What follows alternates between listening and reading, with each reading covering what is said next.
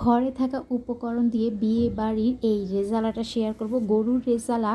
এখানে গরুর মাংসগুলো বড় বড় পিস করে কাটা আছে আর হাত চর্বি সহ। প্রথমেই আমি 2 কাপ পেঁয়াজ বেরেস্তা করে তুলে রাখছি। অন্যদিকে আরও 1 কাপ পেঁয়াজের মধ্যে আস্ত গরম মশলা, তেজপাতা, এলাচ, লং দিয়ে একটু ভেজে মাংসগুলো দিয়ে সামান্য একটু লবণ দিয়ে এখন শুধু ভাজবো, ভাজা ভাজা করব। অন্যদিকে স্পেশাল মশলার জন্য 1 টেবিল চামচ করে 2 টেবিল চামচ করে এখানে আমি হলুদ গুঁড়া, মরিচ গুঁড়া, আদা বাটা, রসুন বাটা, জিরা গুঁড়া, ধনে গুঁড়া আর একটু টমেটো সস দিয়ে পানিতে ভিজিয়ে একটা পেস্ট করে রাখবো।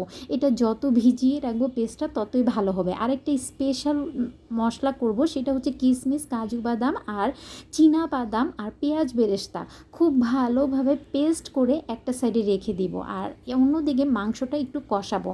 মাংস কষানো হলে বাদামের পেস্টটা একটু পরে দিতে হবে, না হয় কিন্তু বাদাম লেগে যায়। এই পর্যায়ে কিন্তু দ্রুত নাড়াচাড়া করতে হয়, নাড়াচাড়া স্টপ করা যাবে না। তারপর নাড়াচাড়া করতে করতেই কিন্তু পানি কম দিলেই কিন্তু মাংসটা সিদ্ধ হয়ে যাবে।